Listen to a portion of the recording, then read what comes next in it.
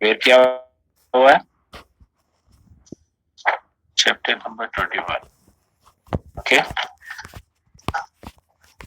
तो पोटेंशियोमीट्री, जब भी कोई इंस्ट्रूमेंट टेक्निक हम स्टार्ट करते हैं तो एक तो जिस तरह हमने उसका बेसिक प्रिंसिपल थोड़ा सा लास्ट जो हमारा लेक्चर था उसमें हमने स्टार्ट किया, और अब जो हमारा कोई भी इंस्ट्रूमेंट जब हम सोचते हैं, जाहिर बात है फिर हमें उसकी देखना होता है कि भाई उसमें रीड आउट डिवाइस है number one, number two, deduct अगर हम ये कहें कि कोई सेंसर होगा उसमें, मतलब उसकी जो एक सिमेट्रिक डायग्राम है वो हमें क्लियर होनी चाहिए कि भाई वो कितने पार्ट्स पर मुश्तमिल है। तो ये एक छोटा सा मैटर मेरे पास था, तो मैंने तो उसी की पिक्चर लगा दी, बस मुझे अपडेट कर देनी चाहिए ये, क्योंकि हमारे पास इस तरह के मीटर डिपार्टमेंट में अवेलेबल नहीं है। ओके, तो अगर हम आप सोचें कि भाई पोटेंशियोमेट्री आसान सा कॉन्सेप्ट था, पोटेंशियल मालूम करना था नंबर वन, जो बेसिक कॉन्सेप्ट था इसका, और साथ में हमने क्या करना था कि जो यानी हमने अज्यूम किया था कि I = 0, तो एक प्रॉपर डेफिनेशन पोटेंशियोमेट्री की जो है वो यहाँ पर आपके सामने जो है वो आप देख रहे हो। ओके, तो अब बेसिक कंपोनेंट्स क्या है, तो बेसिक कंपोनेंट्स जो है इसमें वो हमने बहुत अच्छे से शो ऑफ किए हुए स्क्रीन के अंदर। इसको अगर हम देखें तो हम क्या देखते हैं कि भाई नंबर वन क्या चीज है हमारे पास, रेफरेंस इलेक्ट्रोड। ओके, फिर हमारे साथ साथ में क्या चीज है, सॉल्ट ब्रिज। फिर हमारे साथ क्या चीज है, एनालाइट, इसकी हमने कंसंट्रेशन मालूम करनी है, और फिर उस एनालाइट के अंदर हमारे साथ क्या एक्टिविटी है, एक इंडिकेटर इलेक्ट्रोड। ओके, तो अब अगर मैं कहूं कि भाई हम हमारा जो इंटरेस्ट होना चाहिए वो किन किन एक्टिविटीज में होना चाहिए, यानी जो हमें पढ़ना है वो क्या क्या पढ़ना है, यानी हम अगर एक पोटेंशियोमीटर को पढ़ेंगे तो हमारे साथ क्या होना चाहिए, एक रेफरेंस होना चाहिए नंबर वन। ओके, अब रेफरेंस, अच्छा फिर देखिए आप इसके दरमियान में आपको जो है वो एक लाइन दिख रही है, ठीक है, ये सिंगल लाइन रिप्रेजेंट करते बाउंड्रीज को। ओके, ह्यूमन रेफरेंस इलेक्ट्रोड की बाउंड्री फिनिश हो गई, नेक्स्ट कौन सी आ गई, फिर सॉल्ट ब्रिज की बाउंड्री आ गई। ओके, फिर हमारे साथ क्या बाउंड्री आ गई, भाई इंडिकेटर जो इलेक्ट्रोड है उसका एनालाइट के साथ जो एक फिर एक बाउंड्री आ गई। तो ये सारी जो है बाउंड्रीज बन रही है। ओके, ये जो हम सेल रिप्रेजेंटेशन आप लोगों को हमने पहले से कही थी सिंगल लाइन और double line point of view से, ये सारा वर्क जो है हमारा उस तरीके से वर्क है। तो अब अगर हम देखें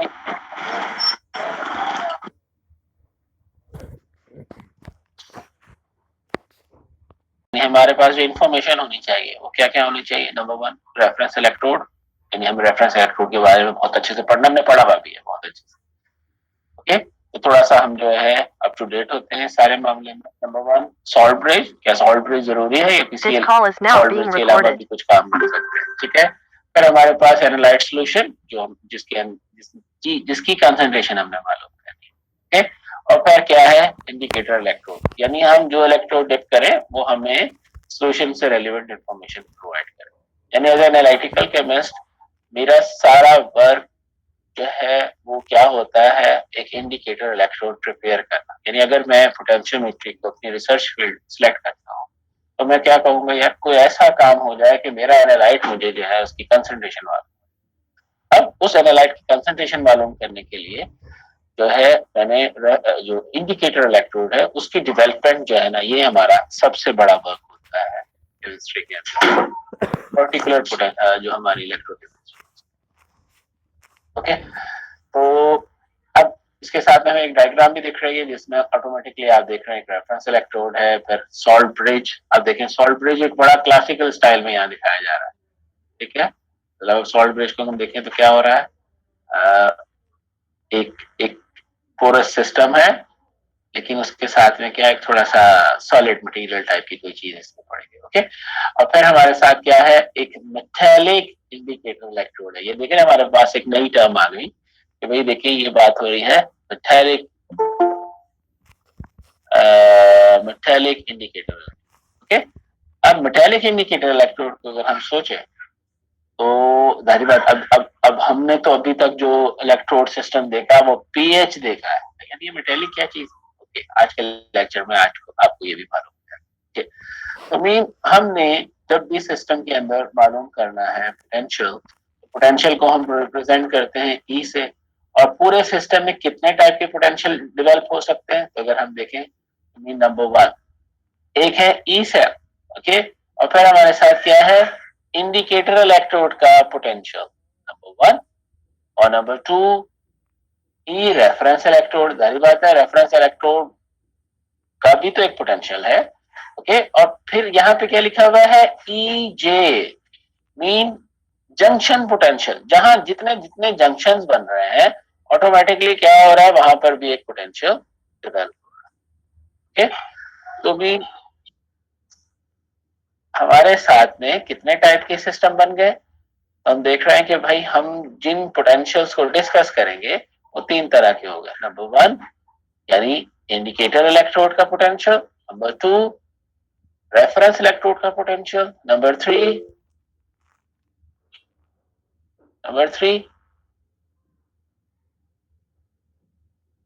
जंक्शन पोटेंशियल। और हमारे साथ कौन है, जंक्शन पोटेंशियल जो है कौन सा, रेफरेंस इलेक्ट्रोड। जंक्शन पोटेंशियल के जो है वो हमारे सारा सिस्टम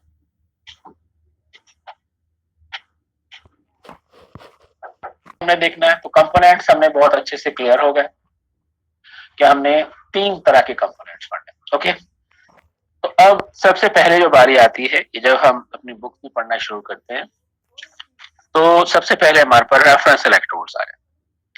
अब रेफरेंस इलेक्ट्रोड्स के अंदर जो है हम क्या देखते हैं, जिस तरह हमने अभी लास्ट क्लासेस में पढ़ा था तो हम उसमें स्टैंडर्ड हाइड्रोजन इलेक्ट्रोड की बात या नॉर्मल हाइड्रोजन इलेक्ट्रोड की बात करें।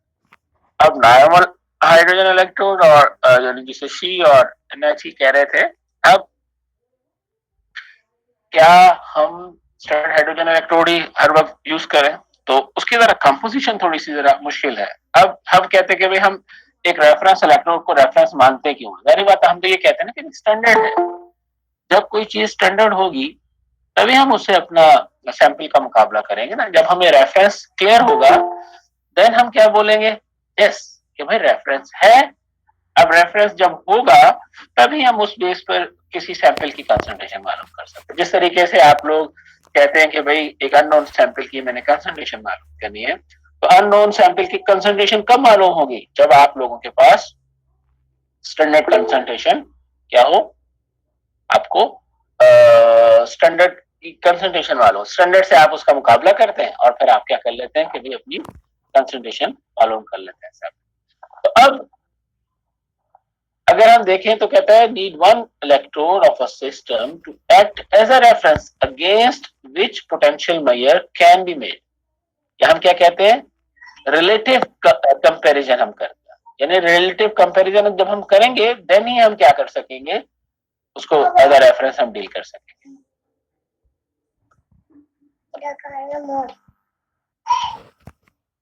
अब इस सारे सिस्टम की जो रेफरेंस इलेक्ट्रोड है इसका बेसिकली होना क्या चाहिए, कैरेक्टरिस्टिक क्या होना चाहिए कि भाई नंबर वन क्या होना चाहिए कि भाई जब भी हम रेफरेंस इलेक्ट्रोड इमर्ज करें अपने सॉल्यूशन के अंदर, इंसर्ट करें, तो हमारे पास उसका जो पोटेंशियल है वो क्या होना चाहिए, नोन होना चाहिए या फिक्स होना चाहिए।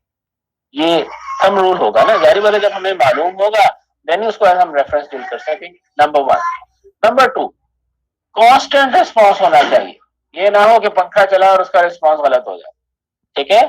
तो सिस्टम कैसा होना चाहिए कि भाई उसका जो हमारे पास रिस्पांस है वो क्या होना चाहिए, कांस्टेंट होना चाहिए। नंबर 3, ये क्या होना चाहिए, इनसेंसिटिव होना चाहिए। किस एक्सपेक्ट पे इनसेंसिटिव होना चाहिए कि वैसे ना हो कि भाई हमने उस सिस्टम में जो है अपना इलेक्ट्रोड डिप किया और उसी में कोई केमिकल रिएक्शन कर लिया। अगर वो केमिकल रिएक्शन कर लेगा तो क्या हो जाएगा, तो हमारा तो हमने तो उसको रेफरेंस माना था। अब रेफरेंस हमने माना था तो अब रेफरेंस की बजाय उसमें क्या हो गया कि सिस्टम जो है हमारा हैंग हो गया।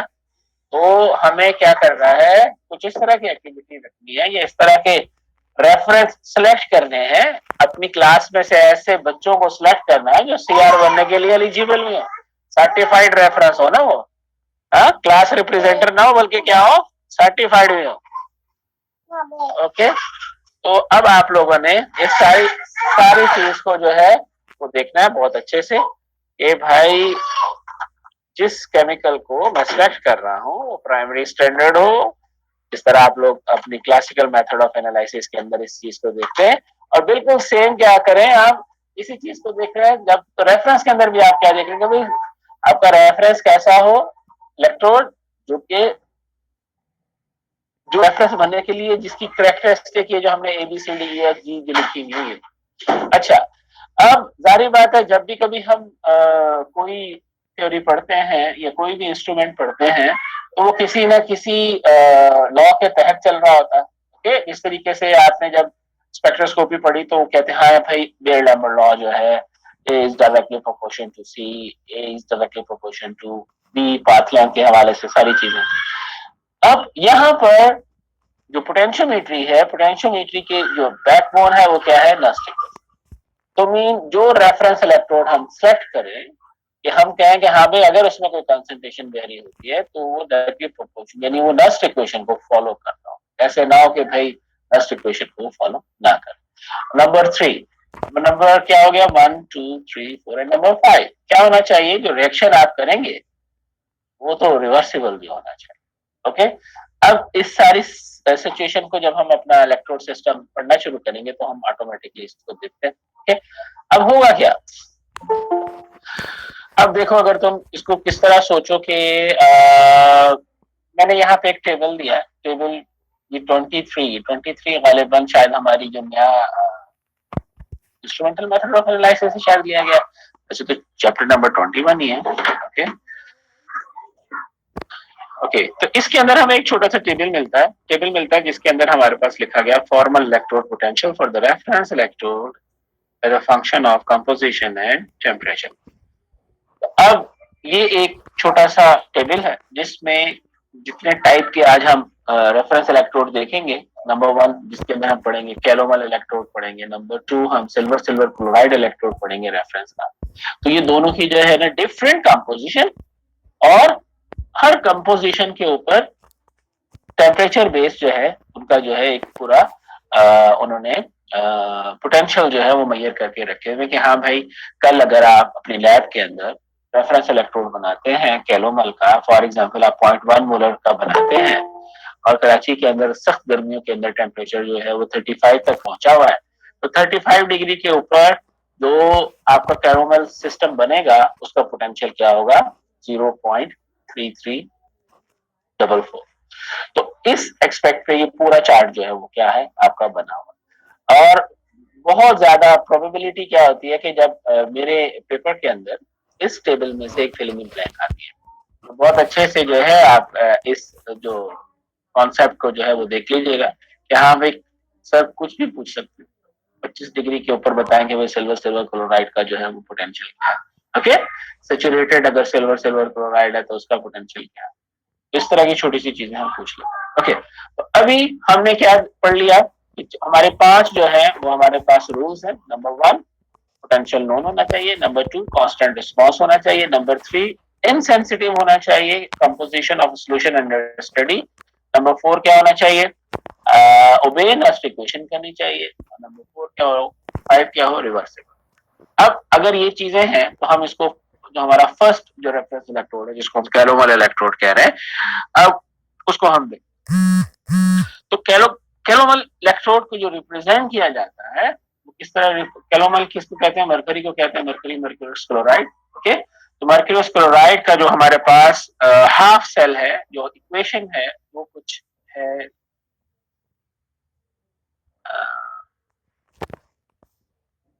मैंने सिलेक्ट किया।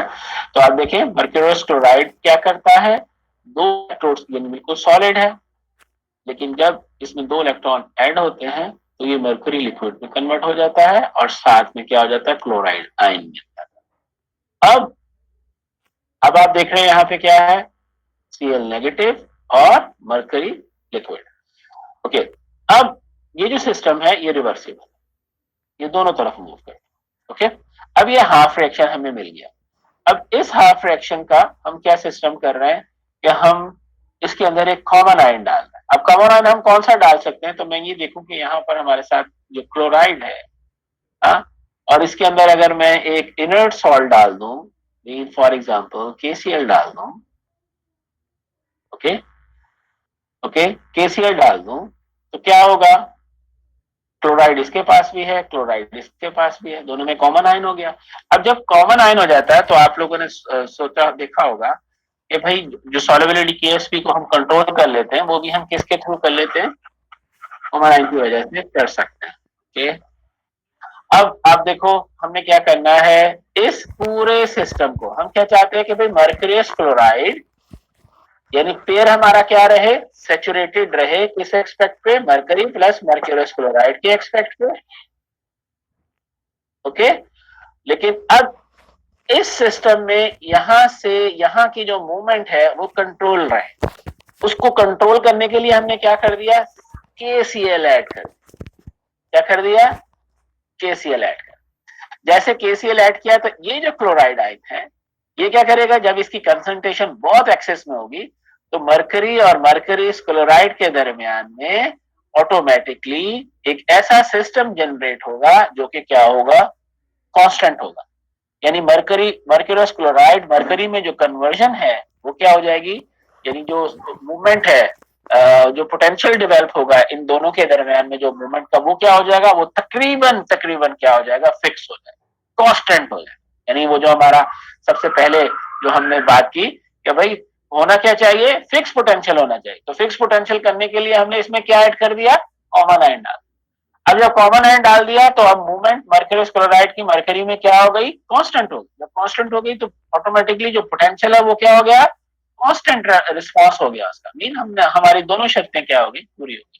ओके, अब थर्ड वन क्या चीज आ गई कि भाई इनसेंसिटिव होना चाहिए कंपोजिशन में, तो अब हमें क्या करना पड़ेगा, कोई सिस्टम इस तरह का बनाना पड़ेगा कि मरकरी मर्क्यूरियस क्लोराइड, अब क्योंकि क्लोराइड जो है वो अगर सोल्यूशन के अंदर सिल्वर हो तो उसके साथ अटैक कर सकता है, सिल्वर क्लोराइड बना के प्रेसिपिटेट बना सकता है। यानी अब हमें सिस्टम ऐसा बनाना है कि हमारा जो ग्लास बने या जो इलेक्ट्रोड सिस्टम बने वो इस तरह का बने कि उस सोल्यूशन के साथ वो डायरेक्ट लिंक में ना। ओके, तो अब इस काम के लिए हमने क्या किया, अब ये डिफरेंट टाइप की कंपोजिशन जो है ये आप लोग देखेंगे। आई मीन अब अगर हम देखें,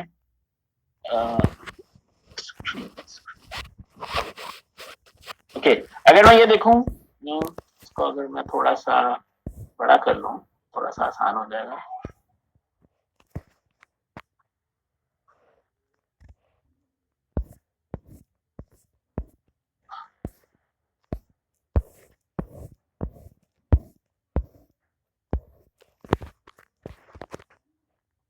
इसमें अब सोल्यूशन के साथ कांटेक्ट नहीं है, लेकिन क्योंकि हम चाह रहे हैं कि भाई रेफरेंस इलेक्ट्रोड है उसका अपना पोटेंशियल हो, तो वो भी सोल्यूशन के साथ जो है जारी बात है कांटेक्ट में होगा तभी रेफरेंस होगा ना। तो इसमें हम एक फ्रिटेड डिस्क डालते हैं, फ्रिटेड डिस्क डालते हैं, ये इसमें क्या लिखा हुआ है, ग्राउंड ग्लास स्लेव, इस तरह की एक एक्टिविटी। ये बेसिकली ग्लास आता है जिसे थ्रस्टी ग्लास हम कहते हैं, पोर्स होते हैं, छोटे छोटे से पोर्स, जिसकी वजह से क्या होता है, ये सोल्यूशन के साथ जो इनर सिस्टम है और जो आउटर सिस्टम है, इन एंड आउट, यानी जो ट्यूब के अंदर का सिस्टम है और ट्यूब के बाहर का जो सिस्टम है उसके दरमियान में थोड़ा सा लिंक बन जाता है। ओके, तो अब ये क्या हो गया, इसने पूरा एक सारा सिस्टम डेवलप कर दिया। अब बेसिक में क्या है, अब आप देखें इस सिस्टम में क्या चीज हमें दिख रही है। अगर मैं देखूं कि भाई एक उन्होंने इलेक्ट्रिकल लीड जो है वो इनर्ट कर दी है। अब इसके अंदर सिस्टम में और हमारे साथ क्या है, कहता है inner tube containing paste of mercury mercurous chloride and saturated KCl, यानी तीनों चीजों को हमने क्या कर दिया, मिक्स कर दिया। और उसकी सराउंडिंग के अंदर जो हमारे पास सोल्यूशन है वो क्या है, सैचुरेटेड KCl सोल्यूशन। यानी हमने मर्करी और मर्क्यूरस क्लोराइड को फिक्स कर दिया कि भाई जो तुम 2 इलेक्ट्रॉन ले रहे हो बस इट्स ओके, अब आपने अपने आप को जाया नहीं करना। अगर सोल्यूशन के अंदर कोई चीज मूव करेगी भी तो वो जो भी लिंक बनेगा वो KCl के साथ बनेगा यहाँ। तो मीन सराउंडिंग में हमारे साथ KCl है, तो आप लोगों ने देखा भी होगा कि हमारे पास भी जो इलेक्ट्रोड सिस्टम पड़े थे तो हम उसमें KCl का सोल्यूशन डालते थे और फिर वो टेपिंग कर रहे थे, करते थे लैब के अंदर जो हम प्रैक्टिकल ओके। फिर बिल्कुल इसी तरीके से एक और उन्होंने एक डायग्राम बनाई हुई है, क्योंकि जब हम वोल्टामीटरी के अंदर भी जब रेफरेंस इलेक्ट्रोड यूज करते हैं या कोई भी सिस्टम जिसके अंदर कंट्रोल पोटेंशियल या कंट्रोल करंट हवाले से जो भी रेफरेंस इलेक्ट्रोड, तो रेफरेंस इलेक्ट्रोड की हम डिफरेंट कंपोजिशन कर सकते हैं, ये भी एक आर्ट है। अब किसी भी जाते हैं ग्लास ब्लोअर के पास, वहां जाके हम क्या कर लेते हैं, उसे कहते हैं कि जो भी हमारे डिजायर, मतलब फॉर एग्जांपल आज मेरे पास स्पीकर है जिसमें मैं वर्क कर रहा हूँ, कल मेरे पास कोनिकल फ्लास्क भी हो सकती है, थर्ड वन मेरे पास कोई इंडस्ट्रियल टब भी बन सकता है। तो अब मुझे इलेक्ट्रोड सिस्टम किस तरह का चाहिए और मुझे किस तरह का बनाना, तो मैं वो उस हवाले से अपना जो इलेक्ट्रोड सिस्टम है उसको क्या कर सकता हूँ, डेवलप कर सकता हूँ। ओके, तो मीन अब ये भी बिल्कुल उसी तरह उन्होंने KCl और फेरोमर और मर्करी सारा इन्होंने पेस्ट बना दिया है और सराउंड में इन्होंने KCl का सोल्यूशन डाल के उसे एक प्लग जो है जो उन्होंने ऐड कर दिया और उसके बेस पर वो सारा काम। तो मीन ये हमारा कौन सा वर्क हो जाता है जिसको हम कहते हैं कैलोमल इलेक्ट्रोड। तो मीन इस कैलोमल इलेक्ट्रोड के अंदर हमने बहुत अच्छे से देख लिया कि हमारे साथ में क्या क्या चीज है। एक कॉमन आयन हमने ऐड किया है, कॉमन आयन ऐड करने की वजह से क्या हुआ कि हमने जो है मरकरी क्लोराइड के दरमियान में एक कांस्टेंट कि भाई जो सॉल्युबिलिटी कंट्रोल करने के लिए जो कॉमन आयन डाला जाता है वो हमने उसमें ऐड कर दिया, बिल्कुल उसी तरीके से जिस तरीके से हम क्या करते हैं बफर सिस्टम के अंदर एक कॉमन आयन के भी पीएच को हम कंट्रोल करते हैं। तो बस वही कॉन्सेप्ट यहाँ पर भी आप फिक्स कर सकते हैं। और आप क्या देख रहे हैं कि भाई अगर ये वाली एक्टिविटी हो तो क्या हो रहा है, हम जो पोटेंशियल है उसको क्या कर सकते हैं, कर सकते हैं। ओके, तो नंबर वन हमारे पास जो रेफरेंस सिस्टम है वो क्या है, कैलोमल। ओके, अब कैलोमल जो है, कैलोमल के बाद हमारे पास सिल्वर सिल्वर क्लोराइड आता है, देख लेते हैं सिल्वर सिल्वर क्लोराइड। अब सिल्वर सिल्वर क्लोराइड भी हम बहुत ज्यादा यूज करते हैं, सिल्वर नॉर्मल इसके अंदर जो है हमारे पास वायर होता है, सिल्वर वायर को हम डिप कर देते हैं सिल्वर क्लोराइड और KCl का सोल्यूशन। ओके, तो मीन हम क्या देख रहे हैं, KCl saturated with AgCl। Okay, और साथ साथ में हमने क्या कर दिया, एक सिल्वर वायर है coated with silver chloride. Okay, और उस पूरे सिस्टम को हमने हैंग कर दिया और उसको इलेक्ट्रिकल कनेक्ट कर दिया। बहुत आसान सा जो है ये सिस्टम बना हुआ है। ओके, अब बिल्कुल इसको इस तरह देखें, जब इसकी हाफ इक्वेशन ये जिसको सेल रिप्रेजेंट किया जा रहा है, ये पहले तो हम इसकी हाफ इक्वेशन देख लें। हाफ इक्वेशन क्या है कि AgCl सॉलिड है, इलेक्ट्रॉन मूव करता है और सिल्वर में कन्वर्ट होता है और साथ में क्लोराइड आ अब इसकी एक्टिविटी को फिक्स करने के लिए हमने क्लोराइड में कॉमन आयन जो है KCl का डाल दिया और उस बेस पर हमने सारी काम।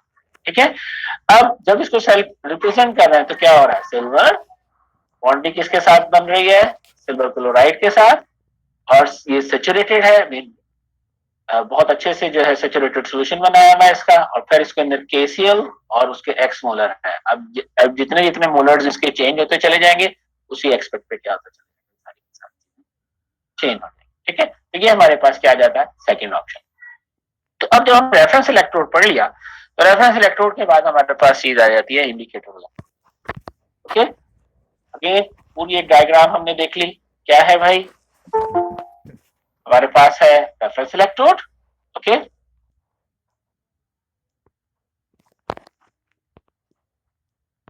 सैचुरेटेड सॉल्यूशन एक नॉर्मल टेम्परेचर पे जो मैक्सिमम सॉल्ट जो है वो डिसॉल्व हो जाए उसको हम सैचुरेटेड सॉल्यूशन बोलते हैं। थोड़ा सा और भी आप पढ़ लीजिएगा अच्छे से। ठीक है, ओके, अब अगर हम देखें कि भाई इंडिकेटर इलेक्ट्रोड फॉर आयंस, यानी अब हम एक्टिविटी करने जा रहे हैं इंडिकेटर पे, यानी रेफरेंस इलेक्ट्रोड काफी हद तक मुझे क्लियर हो गया। ओके, अगर कोई कंफ्यूजन होगी तो बता पाएंगे इंशाल्लाह। ओके, सॉल्ट ब्रिज हमने पढ़ा है थोड़ा सा, लास्ट जो हमारा चैप्टर था 18 उसमें काफी अच्छे से हमने सारी एक्टिविटी देखी थी। ओके, और अब हम कहाँ मूव कर रहे हैं, इंडिकेटर। ओके, अब हमारी सारी कहानी मूव कर रही है इंडिकेटर इलेक्ट्रोड। ओके, अब इंडिकेटर इलेक्ट्रोड जो है वो क्या होगा, मतलब an ideal indicator electrode response rapidly. Yes, ये ना हो कि हमने इंडिकेटर इलेक्ट्रोड डिप कर दिया और बैठे हुए कि हाँ यार हो जाएगी, जब 10 मिनट बाद एक अच्छे से उसकी पोटेंशियल मालूम हो जाएगा। नंबर 1। नंबर 2 क्या होना चाहिए? नंबर 2 होना चाहिए रिप्रोड्यूसेबल। ऐसा ना हो कि एक इलेक्ट्रोड मैंने डिप किया और घड़ी में क्या हो गया, पहले मैंने इलेक्ट्रोड डिप किया, अरे भाई इसका तो पोटेंशियल ये आ रहा था इसी सोल्यूशन का, आपने 5 मिनट बाद फिर दोबारा किया तो उसका पोटेंशियल चेंज हो गया। तो ऐसा इलेक्ट्रोड सिस्टम तो हमारे लिए, मतलब अब मैंने किसी को बताना है हाँ भाई इस सोल्यूशन की पीएच जो है वो 5 है, ओके, 10 मिनट बाद में बोलूँ हाँ भाई इस पीएच जो सोल्यूशन है इसकी पीएच 5.5 है, फिर 10 मिनट बाद बोलूँ हाँ भाई इस सोल्यूशन की पीएच जो है वो 6 है। तो मीन क्या हो रहा है, मेरा इलेक्ट्रोड सिस्टम जो है वो रिप्रोड्यूसेबल रिजल्ट नहीं दे रहा, कोई ना कोई प्रॉब्लम है इलेक्ट्रोड के अंदर, कोई ना कोई प्रॉब्लम है, तो मुझे उसको टैकल करना, उसको सोचना किस तरह देखा जा सकता। ओके, तो मीन रैपिड एंड रिप्रोड्यूसेबल होना चाहिए to change in the concentration of analyte and ion, जब जैसे जैसे कंसंट्रेशन चेंज हो तो वो सारा काम उसका ठीक। डिडक्ट और reproducible of analyte, 3 common types हैं। तो देखिए जो मैंने सबसे पहली स्लाइड के अंदर आपसे डिस्कस किया था वो है मेटालिक इंडिकेटर। कौन सा electrode? Metallic indicator. Third one, second one क्या है? Membrane indicator electrode. Third one क्या है? Molecular selective electrode. तो आज जो हम पढ़ेंगे इंशाल्लाह वो हमारे पास होगा मेटालिक इंडिकेटर इलेक्ट्रोड। ओके, अब मेटालिक इंडिकेटर इलेक्ट्रोड्स होते क्या है? मतलब सिंपल, हम क्या कह रहे हैं कि भाई एक एक एक बीकर हमने लिया और हमने क्या कर दिया, उसके अंदर कॉपर का सोल्यूशन लिया, ओके, और कॉपर का सोल्यूशन लेने के बाद मैंने क्या कर दिया, उसमें कॉपर रॉड ही ले ली, ओके, इसके अंदर सोल्यूशन कौन सा है? कॉपर का है, ओके, और साथ में मैंने क्या कर दिया, कॉपर का सोल्यूशन ले लिया, ओके, इन एक्वस मीडियम है, ओके, और साथ साथ में इसके अंदर जो मैंने मेटेलिक रॉड डिप कर दी, सही है, विद रेफरेंस इलेक्ट्रोड, यानी यहाँ पर अब एक रेफरेंस इलेक्ट्रोड भी होना चाहिए, ओके, तो एक रेफरेंस हो गया और यहाँ पे मेरे पास क्या आ रहा है, एक इंडिकेटर इलेक्ट्रोड आ रहा है। अब इंडिकेटर इलेक्ट्रोड कौन सा है?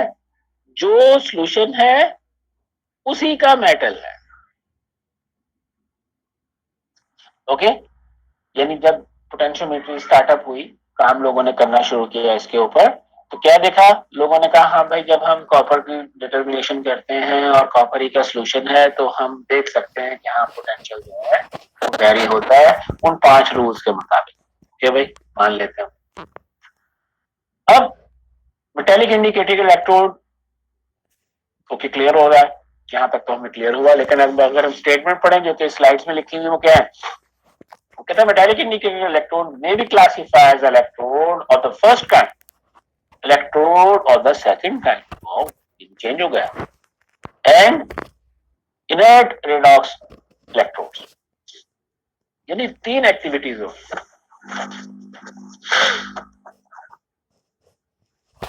अब तीन एक्टिविटीज कौन सी हो गई? तो भाई नंबर 1 हमने कहा, यानी ये मेटेलिक इंडिकेटर इलेक्ट्रोड 3 तरह के, पहले को हमने क्या कह दिया, फर्स्ट काइंड, दूसरे को कह दिया सेकंड काइंड, थर्ड को कह दिया इनर्ट रेडॉक्स इलेक्ट्रोड्स। वाओ भाई, 3 इलेक्ट्रोड। अब फर्स्ट काइंड में क्या हो रहा है? इन्वॉल्व सिग्नल रिएक्शन, जारी बात है कॉपर है, कॉपर ही का रिएक्शन होना है, का cathode device from the metal used for electrode, okay, for example भी जो हमने कॉपर इलेक्ट्रोड की थी वही हमने इसमें डिस्कस भी की। अब सोचो क्या ये नस्ट इक्वेशन फॉलो करता है? जारी बात है जब भी हम किसी इलेक्ट्रोड सिस्टम को डील करेंगे तो हमें नस्ट इक्वेशन भी उसके ऊपर अप्लाई कर देंगे। तो मैं देखता हूँ कि एक इक्वेशन जो कि हाफ सेल इक्वेशन है कॉपर की, वो कुछ इस तरह है, ओके, कि कॉपर कन्वर्ट 2 इलेक्ट्रॉन लेता है और कॉपर सॉलिड में कन्वर्ट होता है, यस, इसके ऊपर आप क्या कर दो, नस्ट इक्वेशन अप्लाई कर दो, तो क्या हो गया, product upon reactant, okay, product upon reactant base पे हमने क्या दिख लिया, activity of copper solid divided by activity of copper जो कि इन सोल्यूशन है, ओके। अब जो एक्टिविटी सॉलिड होती है वो क्या होती है, वो 1 होती है।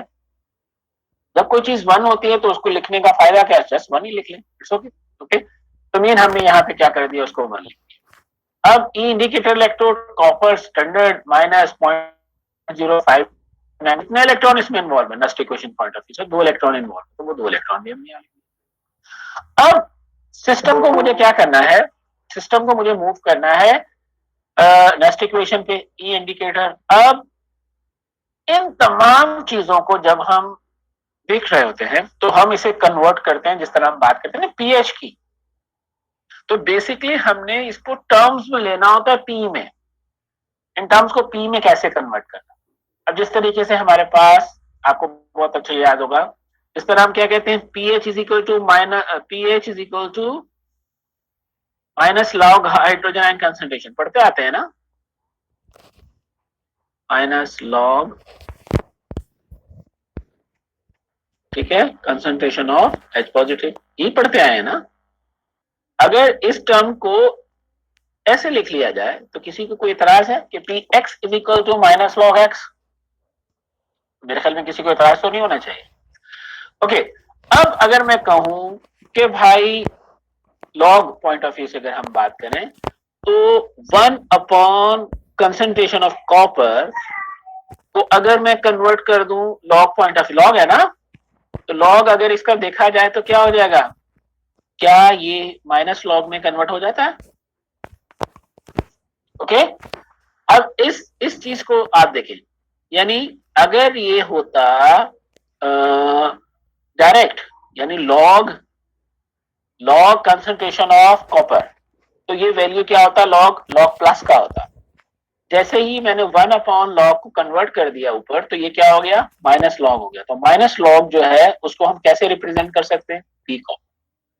ओके, ये थोड़ा सा आगे जाके भी आपको क्लियर हो जाएगा, ठीक है। लॉग के रूल्स हैं, बड़े पढ़ाए लोग हैं आप माशाल्लाह से, ठीक है। तो मीन ये जस्ट एक छोटा सा स्टेटमेंट बन गया, यस। अब ये क्या बन गई, हमारी नेक्स्ट इक्वेशन बन गई कि भाई साहब कंसंट्रेशन ऑफ कॉपर आप मालूम कर सकते हैं, कब मालूम कर सकते हैं, सही है, पी कंसंट्रेशन मालूम कर सकते हैं आप। आवाज नहीं आ रही, कंसंट्रेशन ऑफ पी जो है हम कैसे मालूम कर सकते हैं, हम मालूम कर सकते हैं किस एक्सपेक्ट पे कि पी एक्स इज इक्वल, यानी ये हमने पूरी स्टेटमेंट, यानी सिंपल आप सोचें, ये तो एक नेक्स्ट इक्वेशन आपकी बन रही है, लेकिन हम क्या कहेंगे, हाँ एक इलेक्ट्रोड सिस्टम को जब हम क्या कर रहे हैं, उसी सोल्यूशन के अंदर डिप करते हैं किसी भी मेटल सोल्यूशन को, तो ये हमारा होता है फर्स्ट टाइम, और हमने क्या कर देना, उसकी जो हाफ इक्वेशन है उस पर नेक्स्ट इक्वेशन को अप्लाई कर देना। तो नेक्स्ट इक्वेशन जब अप्लाई करें और फिर इसी को अगर हम ग्राफ से रिप्रेजेंट करें, जिस तरह हम लीनियर लाइन इक्वेशन की बात करते हैं, तो हम क्या देखते हैं कि भाई, अब देखो यहाँ पे क्या चीज है, ई इंडिकेटर, यानी अब मैं क्या कहूँ, y is equal to M X plus C है ना, ई इंडिकेटर क्या हो गया, y M X, M X क्या हो गया, m दिस वन, ये जो टर्म, अच्छा ये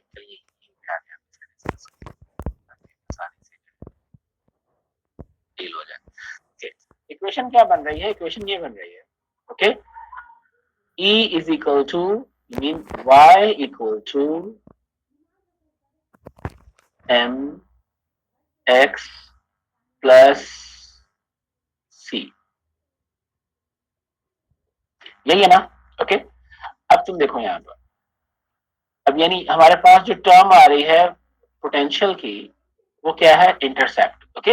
इंटरसेप्ट अगर प्लस में होगा तो मीन वो होता है लाइक दिस, अगर वो माइनस में होगा यानी ये प्लस इंटरसेप्ट, अगर ये माइनस में इंटरसेप्ट हो तो इंटरसेप्ट किस तरह रिप्रेजेंट किया जाता है, लाइक दिस, माइनस में आ जाता है, ओके।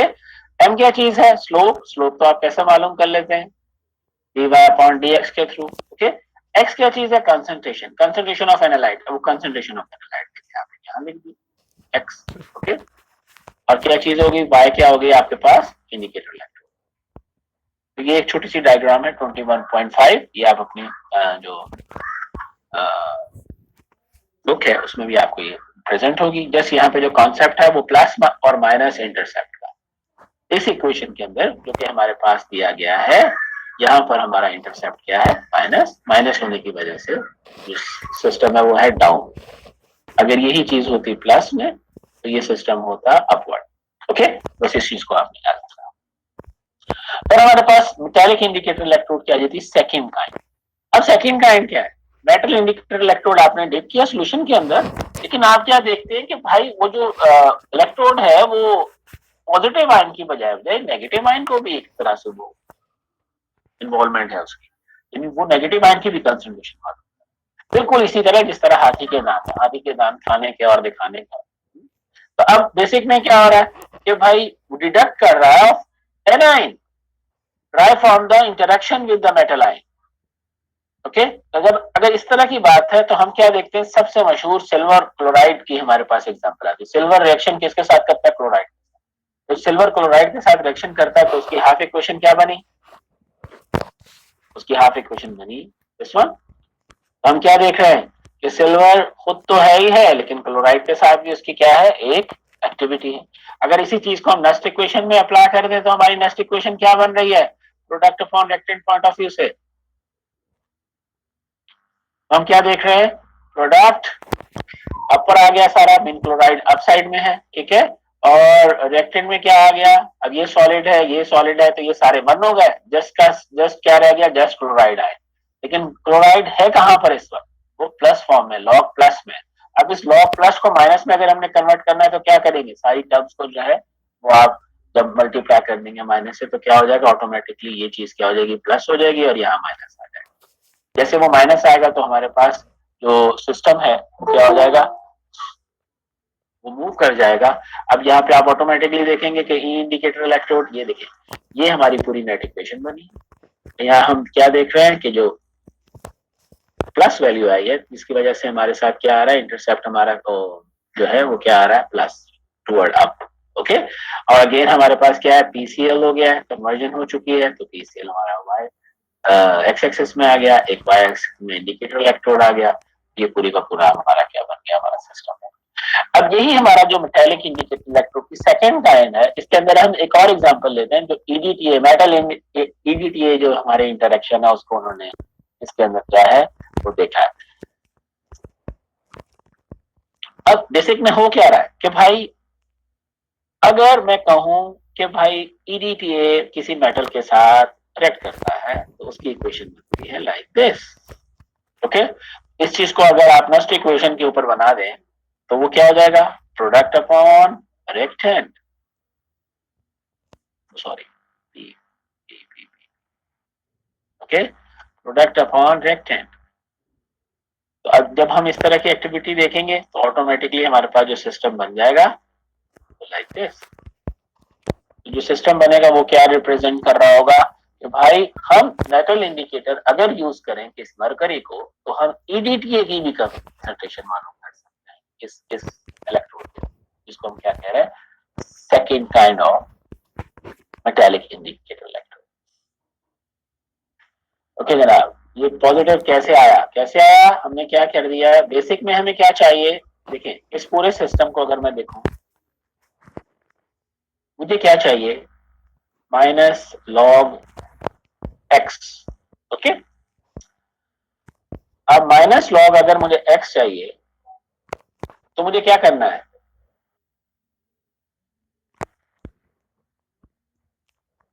ओके, अगर मुझे इस लॉग,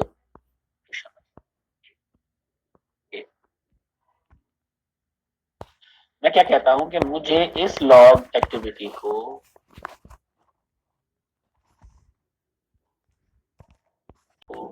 कन्वर्ट करना है माइनस लॉग में।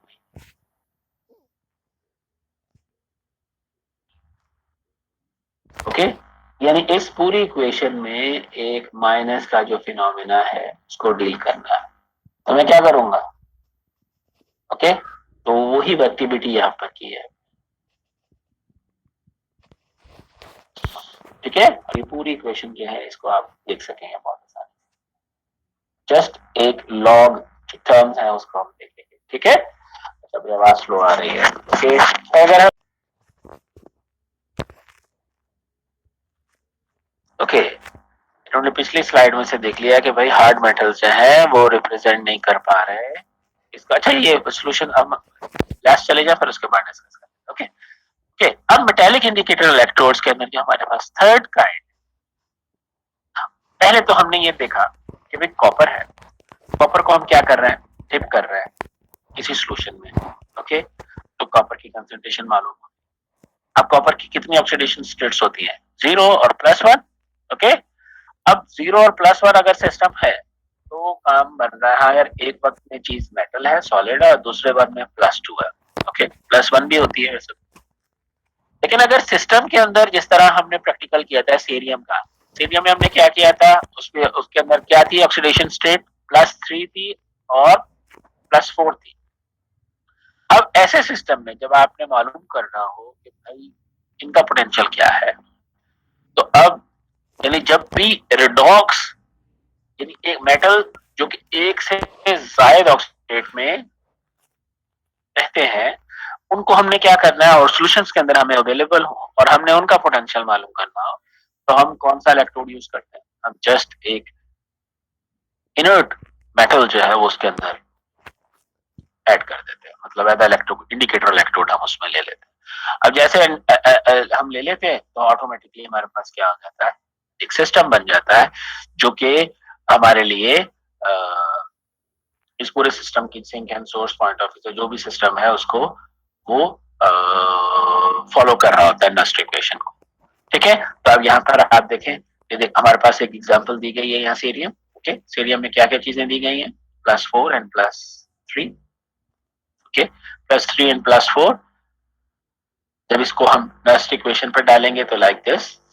ठीक है, अब जब ये एक्टिविटी हमारे पास आ गई तो अब हमने क्या करना है, अब ये सिस्टम जो है, अब दोनों की कंसंट्रेशन हम मालूम करें ना, indicator response to this. Okay, तो मीन जब जब हमारे पास सिस्टम में मूवमेंट होगी, इनकी एक से ज्यादा ऑक्सीडेशन स्टेट्स, मतलब आयरन 2 भी है, आयरन 3 भी है, तो ऐसे वक्त में हम कौन सा इलेक्ट्रोड सिस्टम यूज करेंगे? मेटालिक इंडिकेटर इलेक्ट्रोड की थर्ड काइंड, जिसके अंदर हम क्या करेंगे, जस्ट एक इनर्ट इलेक्ट्रोड हम उसमें क्या कर देंगे, ऐड कर देंगे। ठीक है, तो ये हमारे पास क्या आ जाएगा, पूरा एक मेटालिक इंडिकेटर इलेक्ट्रोड की हमारे पास टाइप्स आ जाएंगी। अब नेक्स्ट क्लास में इंशाल्लाह जो है हम इसे फर्दर जो है डील करेंगे। ठीक है, ओके, साथ साथ में सवालात भी आ रहे हैं। ठीक है, तो हमने किस किस को लिख लिया था सर? ये जो प्लस में कैसे आया ये तो हमने आपको बता चुके हैं। ठीक है, और फिर है सर ईडीटीए वाला रिपीट कर दें। ओके भाई, रिपीट भी कर देते हैं। ईडीटीए के अंदर हम देखें ना मेथड, अब यानी हम क्या देखना चाह रहे हैं, हम कोई एक ऐसी एक्टिविटी करना चाह रहे हैं जिसमें हम सेकेंड रिस्पॉन्स जो है वो हमें मिले। सेकेंड रिस्पॉन्स किस एक्सपेक्ट, यानी हमने इलेक्ट्रोड डिप किया, लेकिन इलेक्ट्रोड डिप करने के नतीजे में वर्क क्या हो रहा है, सेकेंड जो एक्टिविटी है वो हमें मालूम हो रही है। ठीक है, तो अब ईडीटी के अंदर जो फिनोमिना है वो भी सेम है कुछ इसी तरह से। आई मीन क्या हो रहा है कि बजाय कि वो मरकरी की कंसंट्रेशन हमें बताता, वो हमें ईडीटीए पे रिस्पॉन्स देगा। अब जब ईडीटीए पे रिस्पॉन्स दे रहा तो ईडीटीए की कंसंट्रेशन मालूम हो। बिल्कुल इसको इसी तरह सोचें जिस तरह ऊपर वाला सिल्वर क्लोराइड की एग्जाम्पल, तो पर इंशाल्लाह आपको ये क्लियर हो जाएगा। ओके जी, हार्ड मैथ्स ये हमारे पास एग्जाम्पल दी गई है।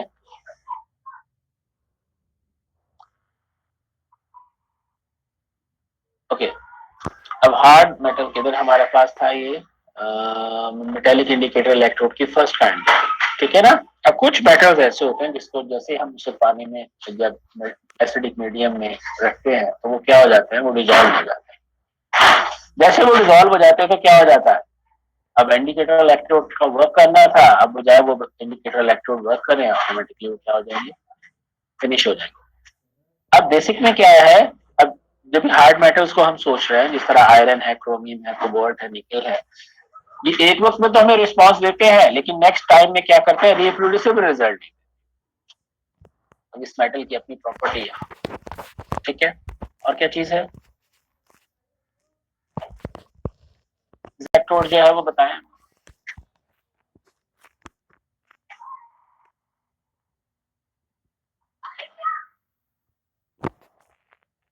आज आपका जो है वो टाइम ओवर हो गया, अभी तो एमएससी वालों का जो बीएस वालों का टाइम स्टार्ट हो गया। चले नेक्स्ट में आपको बताएंगे। ठीक है, चले, जिन जिन ने प्रेजेंट लिख लिया था और इनकी प्रेजेंट हो गई, बकिया ये ख्याल में 62 लोग थे, बकिया 6 लोग ऊपर से और आए हैं।